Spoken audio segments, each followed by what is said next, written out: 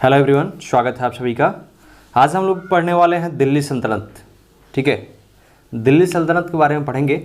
काफ़ी शानदार चैप्टर है जिसमें हम लोग गुलाम वंश के अंतर्गत, खिजली वंश के अंतर्गत, सैयद वंश के अंतर्गत और लोदी वंश के अंतर्गत आने वाले प्रमुख राजाओं के बारे में देखेंगे, प्रमुख सुल्तान के बारे में देखेंगे।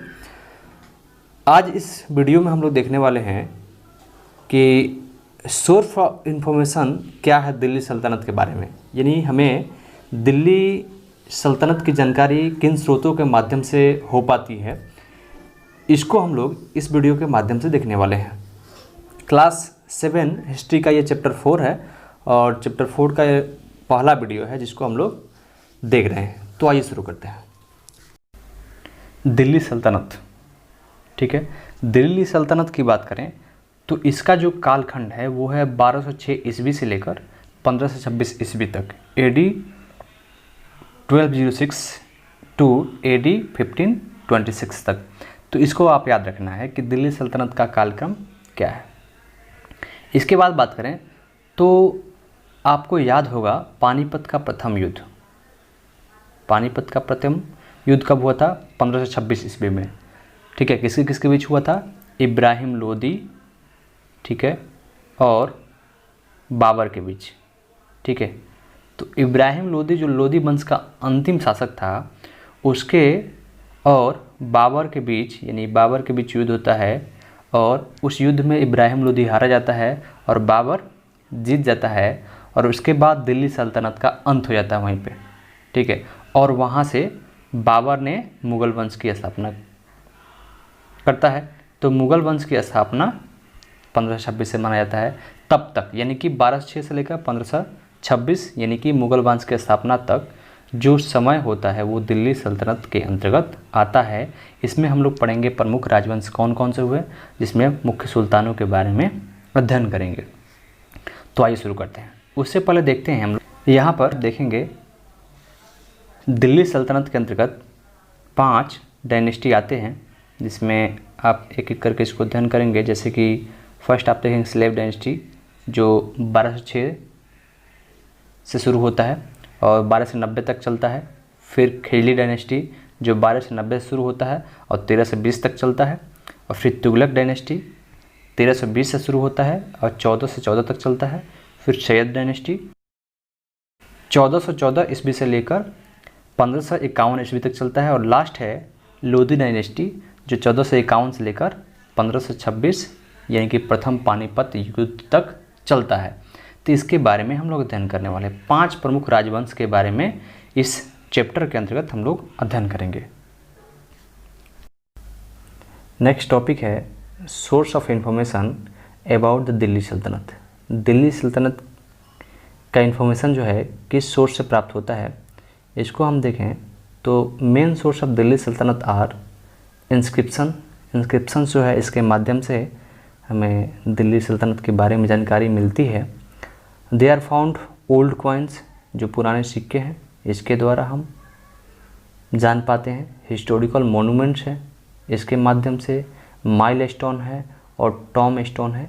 इन सभी के माध्यम से हमें दिल्ली सल्तनत जो है इसके बारे में, जो प्रमुख सुल्तान है वहाँ के बारे में, प्रमुख सुल्तान के बारे में जानकारी मिल पाती है। We also get information about the sultanate from history written in Persian language। Parsi भाषा में यानी कि फारसी भाषा में अनेक प्रकार के यहाँ पे इतिवृत्त जिसको बोलते हैं, उसको हम तारीख भी कहते हैं, तारीख या फिर तारीख। तो इसके अंतर्गत भी हमें ऐतिहासिक घटनाओं के बारे में जानकारी मिलती है, जिसमें प्रमुख रूप से आप देखेंगे जियाउद्दीन बर्नी की एक किताब है तारीख फिरोज शाही, जिसमें फिरोज शाह तुगलक के बारे में जानकारी प्राप्त होती है। साथ ही साथ मिनहाज सिराज, इनकी भी रचनाएं हैं जिससे दिल्ली सल्तनत के बारे में जानकारी मिल पाती है। अब आइए देखते हैं स्लेव डायनेस्टी। हम स्लेव डायनेस्टी यानी गुलाम वंश या फिर इसको हिंदी में मामलुक वंश भी कहा जाता है। मामलुक वंश या गुलाम वंश, स्लेव डायनेस्टी। तो इसके अंतर्गत प्रमुख जो उस समय के सुल्तान हुए उनके बारे में अध्ययन करेंगे, जैसे कुतुबुद्दीन ऐबक जो स्लेव डायनेस्टी का संस्थापक था, और उसके बाद इल्तुतमिश, इसके बारे में पढ़ेंगे हम लोग। रजिया सुल्तान जो प्रथम मुस्लिम शासिका थी, इसके बारे में पढ़ेंगे। और नसरुद्दीन मोहम्मद, इसके अलावा गियासुद्दीन बलबन। तो यहाँ पे प्रमुख रूप से 4 सुल्तान के बारे में हम इस वीडियो में पढ़ने वाले हैं। तो आइए एक एक करके शुरू करते हैं। कुतुबुद्दीन ऐबक, ठीक है, गुलाम वंश का संस्थापक माना जाता है, साथ ही यह दिल्ली सल्तनत का प्रथम शासक भी माना जाता है। इसका जो काल कह सकते हैं, शासनकाल जो है वो 1206 ईस्वी से लेकर 1210 ईस्वी तक माना जाता है, ठीक है, 1206 से लेकर 1210 ईस्वी तक। यहाँ पर बताते चलें कि कुतुबुद्दीन ऐबक मोहम्मद गौरी का एक गुलाम था, ठीक है, किसका? मोहम्मद गौरी का गुलाम था। जब 1206 में मोहम्मद गौरी की मृत्यु हो गई, उसके बाद कुतुबुद्दीन, ठीक है, एक गुलाम के रूप में दिल्ली का शासक बनता है।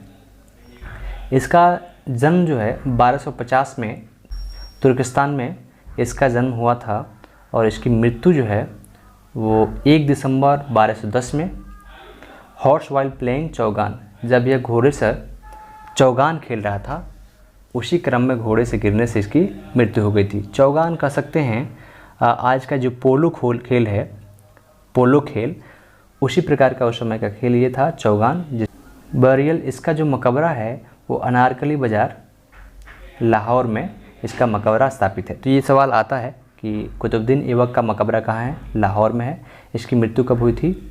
ये तो नहीं पूछा जाता है ये, लेकिन क्वेश्चन काफ़ी ज़्यादा पूछा जाता है कि कौन सा ऐसा शासक था जिसकी मृत्यु चौगान खेलते हुए हो गई थी। तो वो हुआ था कुतुबुद्दीन ऐबक का। कुतुबुद्दीन ऐबक जो है वो कंस्ट्रक्शंस करवाया था कुतुब मीनार का इन दिल्ली में। आज भी कुतुब मीनार आप सुने होंगे, तो कुतुब मीनार देखे भी होंगे। तो कुतुब मीनार जो है दिल्ली में स्थापित है, इसकी स्थापना कुतुबुद्दीन ऐबक ने करवाई थी, ठीक है। ये मेमोरी ऑफ कुतुबुद्दीन बख्तियार काकी, जो उस समय के सूफी संत थे कुतुबुद्दीन बख्तियार काकी, उन्हीं के मेमोरी में ये कंस्ट्रक्ट करवाया गया था कुतुब मीनार, ठीक है। तो ये भी सवाल आता है कि किसके याद में कुतुब मीनार की स्थापना की गई है? तो कुतुबुद्दीन बख्तियार काकी के याद में। कुव्वतुल इस्लाम मस्जिद, ठीक है, दिल्ली में और अजमेर में कुतुबुद्दीन ऐबक के द्वारा ही बनाया गया है। नेक्स्ट है इल्तुतमिश। इल्तुतमिश, इसका शासनकाल 1211 ईस्वी से लेकर 1236 ईस्वी तक माना जाता है। इसकी मृत्यु जो हुई वो 30 अप्रैल 1236 में हुआ था। इसका ब्यूरियल यानी कि मकबरा जो है वो कुतुब कम्प्लेक्स महरौली दिल्ली में स्थित है। तो मकबरा कई बार पूछा जाता है, आप याद रखेंगे कि इल्तुतमिश का मकबरा कहाँ स्थित है? दिल्ली में। Spouse a daughter of Qutbuddin Aibak, यह कह सकते हैं कि कुतुबुद्दीन ऐबक का दामाद था, यानी इल्तुतमिश कुतुबुद्दीन ऐबक का दामाद था, और साथ ही साथ ये कुतुबुद्दीन ऐबक का गुलाम भी था। He created a group of 40 powerful nobles known as Chalisa. Iltutmish ने 40 पावरफुल नॉवेल्स का, यानी कि सरदारों का एक ग्रुप बनाया था, ठीक है, 40 नॉवेल्स का, जिसको चालीसा कहा जाता है, ठीक है। तो इसको आप याद रखेंगे। चालीसा की स्थापना किसने की थी? इल्तुतमिश ने, जिसमें 40 पावरफुल सरदार हुआ करते थे, पावरफुल नॉवेल्स हुआ करते थे। साथ ही साथ इल्तुतमिश के द्वारा सिल्वर कॉइन भी चलाया गया था। यहाँ पर आप फिगर देख रहे होंगे, सिल्वर कॉइन। तो ये प्रमुख उपलब्धियाँ थी इल्तुतमिश के शासनकाल में।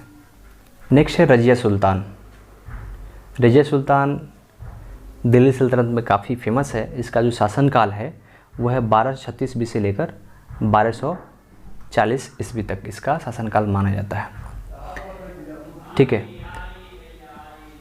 इसकी जो मृत्यु हुई 15 अक्टूबर 1240 में इसकी मृत्यु हो गई थी, ठीक है। इसका ब्यूरियल यानी कि जो मकबरा है ये है बुलबुली खाना नियर तुर्कमान गेट दिल्ली के पास, ठीक है। तो ये कई बार सवाल आता है कि रजिया सुल्तान का मकबरा कहाँ है? रजिया सुल्तान का मकबरा कहाँ है? तो दिल्ली में है, ठीक है। ये इल्तुतमिश की मृत्यु के बाद राजगद्दी संभाली थी, और ये इल्तुतमिश की पुत्री थी। ठीक है। इसको काफ़ी संघर्ष का और विरोध का सामना करना पड़ा, लेकिन ये काफ़ी बहादुर थी, साथ ही साथ ये अच्छी घुड़सवार भी थी और युद्ध में सेना का नेतृत्व भी करते थे।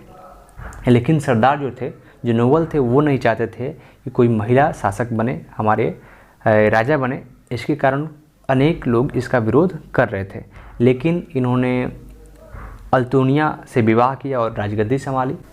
1240 में इसकी हत्या कर दी गई। She is noble for being the first female Muslim ruler of the Indian subcontinent, और ये कह सकते हैं कि प्रथम महिला शासिका हुई जो इंडियन सब कॉन्टिनेंट में प्रथम थी। तो इस बात से भी आप अंदाज़ लगा सकते हैं। यहाँ पर उनका फिगर लगा हुआ है रज़िया सुल्तान का, आप देख सकते हैं। नेक्स्ट है गियासुद्दीन बलबन।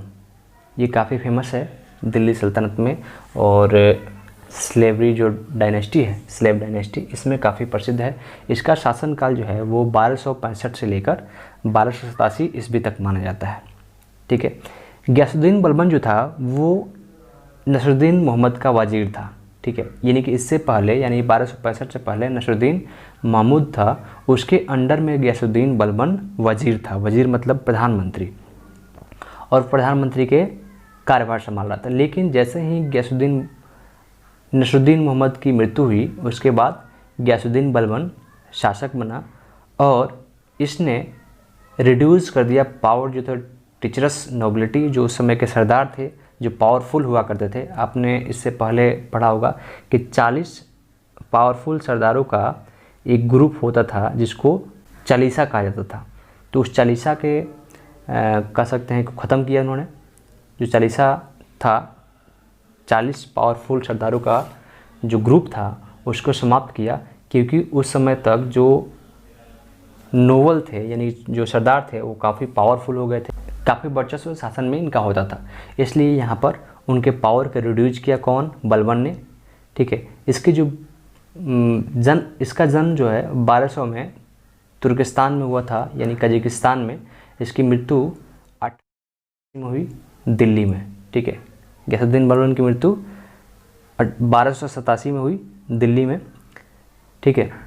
साथ ही साथ इसका जो ब्यूरियल है, मकबरा है, टॉम ऑफ बलबन, दिल्ली में स्थित है। कहाँ पे? तो मकबरा भी याद रखेंगे, दिल्ली में स्थित है। और इसने डिस्ट्रॉय किया ग्रुप ऑफ 40, जो चालीसा का ग्रुप था, 40 सरदारों का, और उसको समाप्त किया। साथ ही साथ एक चीज़ और है, एक सजदा प्रथा है। ठीक है, जो इसके द्वारा चलाया गया था, सजदा प्रथा, जिसमें होता क्या था कि जो सुल्तान होते थे उनके सामने, सुल्तान के सामने माथा टिकाकर ज़मीन पर सलाम करना पड़ता था, जिसे सजदा कहा जाता था। तो ये भी याद रखेंगे कि सजदा और पाबोस की प्रथा किसने शुरू की थी? गियासुद्दीन बलबन ने, जिसमें ज़मीन पर माथा टिकाकर राजा को, यानी सुल्तान को सलाम करना पड़ता था। ठीक है। तो गुलाम वंश में इतना ही प्रमुख जो सुल्तान थे, इनके बारे में हमने इस वीडियो में अध्ययन किया। नेक्स्ट वीडियो में हम लोग देखेंगे जो अगला वंश है हमारा, खिलजी वंश, इसके बारे में अध्ययन करने वाले हैं। तो मिलते हैं नेक्स्ट वीडियो में नेक्स्ट टॉपिक के साथ। तब तक के लिए धन्यवाद।